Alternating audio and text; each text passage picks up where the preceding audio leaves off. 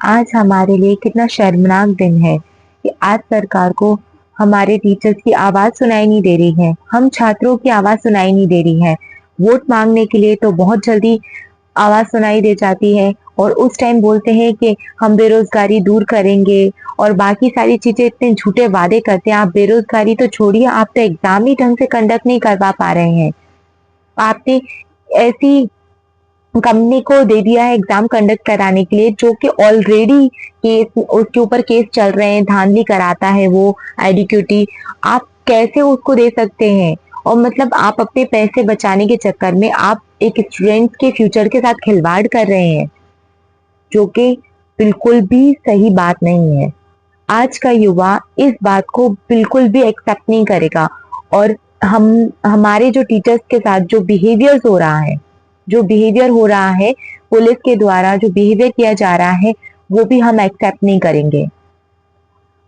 इस तरीके से उन्हें पता नहीं बसों में भरा जा रहा है जैसे कि वो आतंकवादी। आप इतनी जल्दी तो कार्रवाई किसी और चीज पे नहीं करते, कोई गलत चीज पे नहीं करते।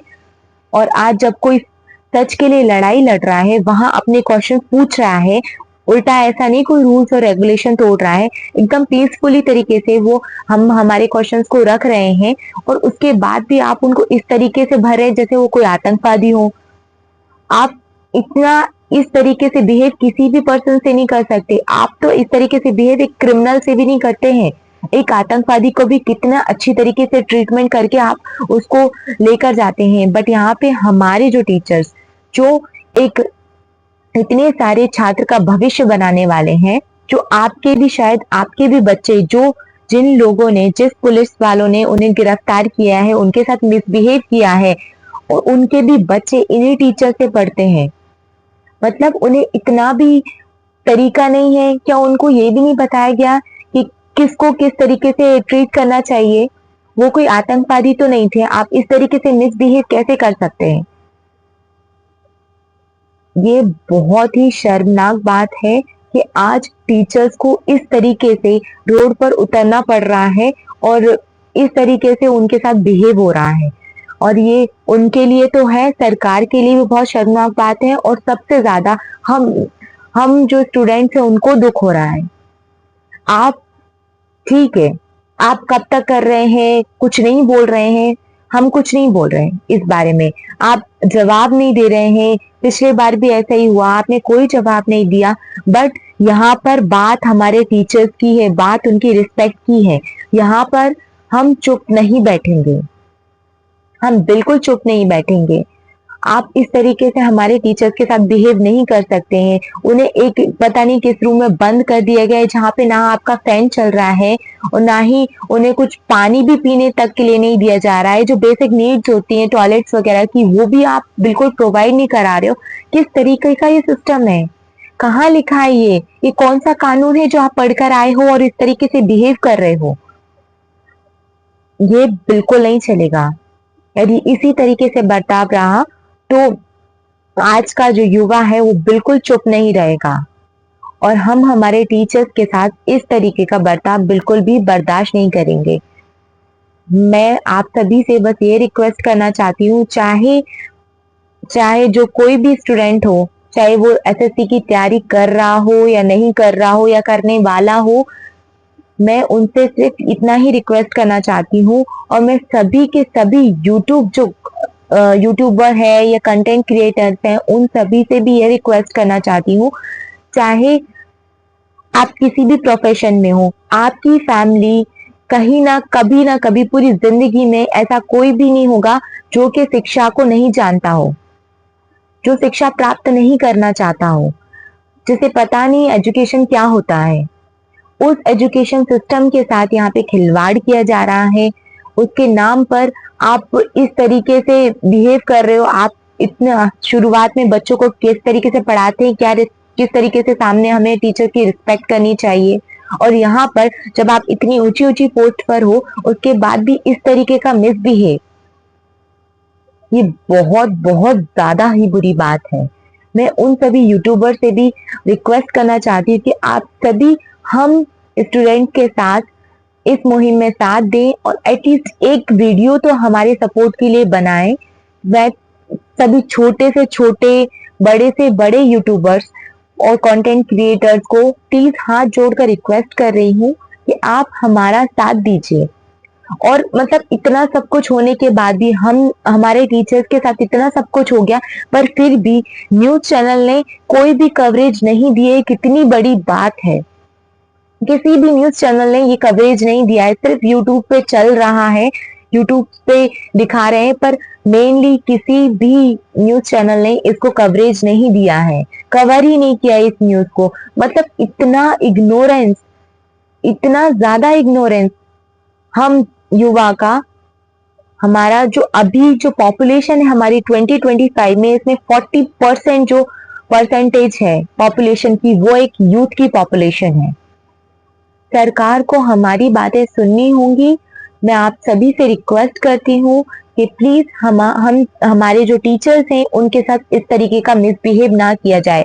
जब वो आपके साथ कोई मिसबिहेव नहीं कर रहे हैं तो आपको भी कोई हक नहीं बनता कि उनके साथ इस तरीके का मिसबिहेव करें।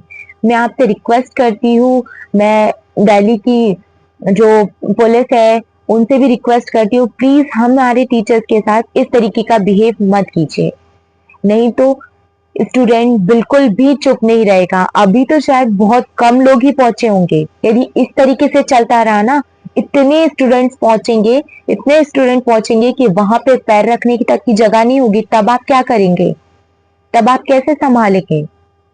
इसलिए मैं आपसे बस इतना ही रिक्वेस्ट करना चाहती हूँ, प्लीज हमारे टीचर्स की रिस्पेक्ट कीजिए। जैसे वो आपकी कर रहे हैं, वो सिस्टम की रिस्पेक्ट कर रहे हैं, वो सिर्फ अपनी बात रख रहे हैं। क्या अब अपनी बात भी रखना एक गुनाह है जो आप इस तरीके से उन्हें ट्रीट कर रहे हैं? क्या सरकार से सवाल पूछना गुनाह है? क्या अपनी बात रखना गुनाह है? क्या कोई गलत चीज हो रही है उसे गलत कहना गुनाह है? क्या गुनाह है? तो मैं रिक्वेस्ट कर रही हूँ, उनके साथ ऐसा बिहेव नहीं होना चाहिए। ये सिर्फ आप एक टीचर्स को हर्ट नहीं कर रहे हो, उनसे जुड़े लाखों करोड़ों जो लोग हैं उनके उन स्टूडेंट्स की फीलिंग्स को हर्ट कर रहे हो। तो प्लीज मैं रिक्वेस्ट करूंगी कि आप प्लीज उनसे मिसबिहेव ना करें। और यदि ऐसा ही चलता रहा तो ये सिर्फ एक एसएससी की बात नहीं है, ये बाकी सारे कंपटीशन एग्जाम्स की बात है, ये पूरे एजुकेशन सिस्टम की बात है। आज टीचर्स के आंख में आंसू हैं, वो हम जैसे स्टूडेंट के लिए लड़ रहे हैं, और मतलब इस तरीके से ट्रीट किया जा रहा है। ये सिर्फ एक इंसान नहीं है, वो एक सिर्फ इंसान नहीं जिनकी आंख में आंसू है, वो लाखों करोड़ों लोगों के आंख में आंसू हैं जो कि उनसे पढ़ते हैं, उनसे किसी भी तरीके से कनेक्ट हैं। आप सबका दिल दुखा रहे हो, इसके लिए सरकार को कभी माफ नहीं किया जाएगा। और आप एग्जाम सेंटर ऐसी ऐसी जगह भटक रहे हो, मतलब जहाँ पे इंसान किस तरीके से जाए? ठीक है, जाए तो जाए, वहां पे आपने फैसिलिटीज इतनी बेकार कर रखी हैं। किसी किसी बच्चों के एग्जाम ही स्टार्ट नहीं है, बहुत से बच्चे एग्जाम दे रहे हैं, आधे ज्यादा उसी एंजाइटी में है कि भाई मेरा एग्जाम कब स्टार्ट होगा, बाकियों ने स्टार्ट कर दिया है। किस तरीके का सिस्टम है? और आपने ऐसी ऐसी जगह सेंटर दिए हैं जो एक खंडर जैसे हैं, जैसे मतलब उनकी छत अभी गिर जाएगी। आपने क्या सोच के दिया है? और इतना दूर दूर सेंटर, एक मिडिल क्लास इंसान के लिए इतना दूर जाना बहुत बहुत ज्यादा मुश्किल हो जाता है। और जरूरी नहीं है कि हर एक स्टेट में या हर एक जगह उसके रिश्तेदार ही फैले हुए हों। कहीं रिश्तेदार हैं तो आप उसके यहाँ स्टे कर सकते हैं, बट कोई कई लोग ऐसे होते हैं जहाँ पे जिनका कोई भी नहीं है, वो उस स्टेट में ही कोई नहीं है, तो वो किस तरीके से जाए, किस तरीके से मैनेज करे? ये सोचा है आपने कभी? और इस तरीके से मतलब कितना बेकार बेकार अंडमान निकोबार, भाई 2-2 दिन पहले आप ये नहीं बता रहे हो कि हमारा एग्जाम सेंटर कहाँ है, अब वो किस तरीके से जाने की व्यवस्था करें? एक मिडिल क्लास इंसान के लिए कितना मुश्किल हो जाता है।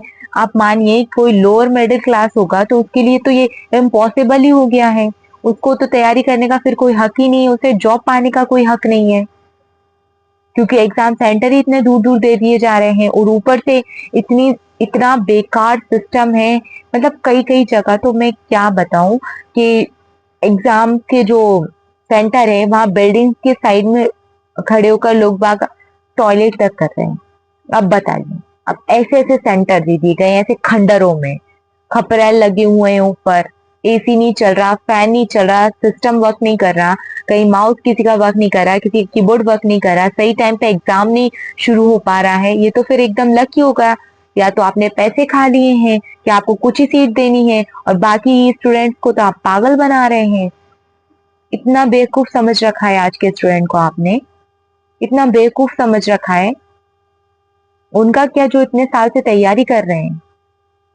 यदि आपको इसी तरीके से आपको अपनी सीट्स बेचनी है, इसी तरीके से एग्जाम कंडक्ट कराना है, फर्स्ट शिफ्ट में जो क्वेश्चन आया वही दोबारा शिफ्ट में आ गया, एआई पेपर बना रहा है, उसे समझ ही नहीं आ रहा बनाना क्या है।